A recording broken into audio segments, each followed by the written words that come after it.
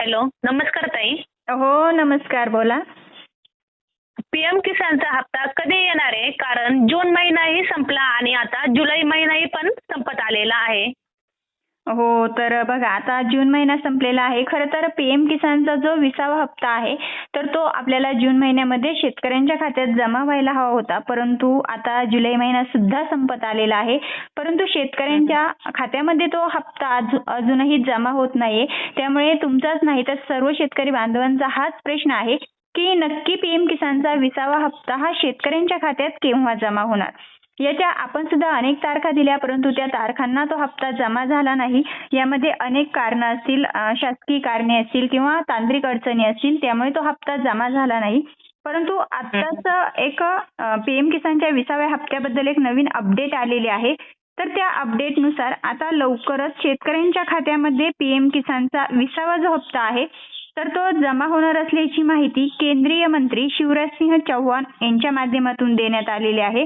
तर हा हप्ता नक्की केव्हा जमा होणार आहे तेही आपण जाणून घेऊया. तर आतापर्यंत आपण जे पीएम किसानच्या हप्त्यांचा लाभ घेतला, तर तो नरेंद्र मोदी साहेब यांच्या हस्ते घेतला आणि आता लवकरच वाराणसी येथे काशियामध्ये सेवापुरी विधानसभेत सभा येथे कालिका धाम या ठिकाणी देशाचे पंतप्रधान माननीय नरेंद्रजी मोदी यांचा 2 ऑगस्ट 2025 रोजी एक विशाल जनसभा कार्यक्रम आयोजित करण्यात आलेला आहे.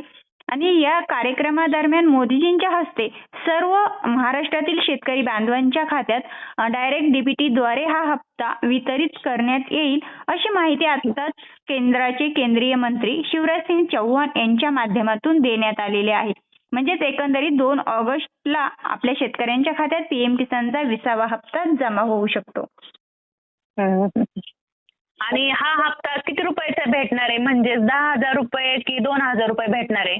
हो, तर तुमचा प्रश्न बरोबर आहे. कारण आता आपण सोशल मीडियावरती अनेक व्हिडिओ या संदर्भात पाहिलेले आहेत. त्यामध्ये असं सांगितलं जायचं, की पीएम किसानचा 20वा हप्ता जो आहे, तर तो आपल्याला 10,000 रुपयांचा भेटणार आहे.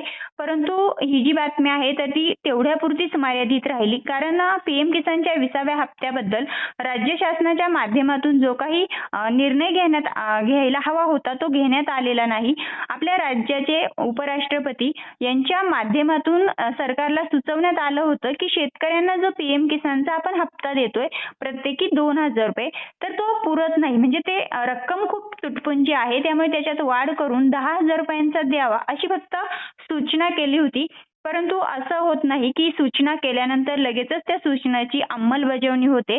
तर त्या सूचनेची अंमलबजावणी व्हावी लागते. त्यानंतर त्याच्यावरती अधिवेशनामध्ये चर्चा व्हावी लागते. त्यानंतर त्याच्यावरती जी.आर. काढला जातो आणि तो जी.आर. निर्गमित केल्यानंतर ती कुठलीही सूचना असू दे ती लागू होत असते.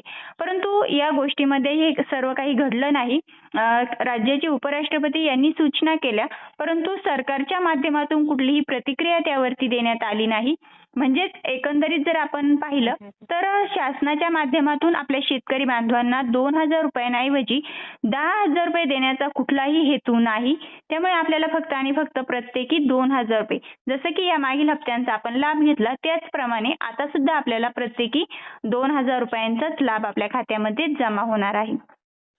आणि ह्यासाठी कोणकोणती कामे करावी लागणार आहेत?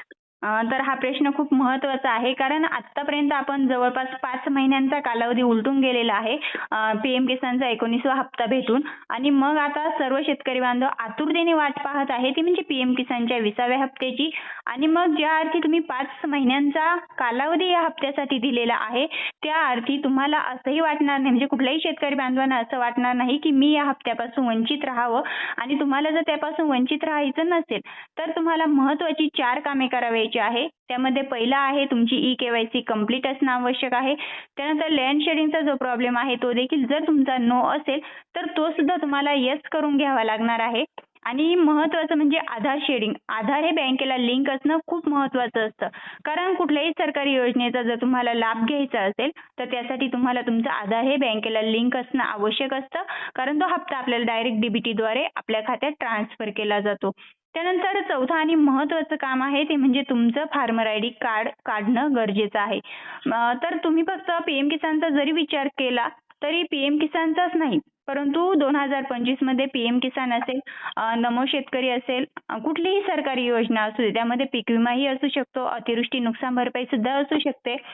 कुठल्याही सरकारी योजनेचा तुम्हाला लाभ घ्यायचा असेल तर मात्र तुम्हाला फार्मर आयडी कार्ड महत्त्वाचं असणार आहे. आता फार्मर आयडी कार्ड म्हणजे काय, असा हा सुद्धा प्रश्न अनेक शेतकरी बांधव विचारतात.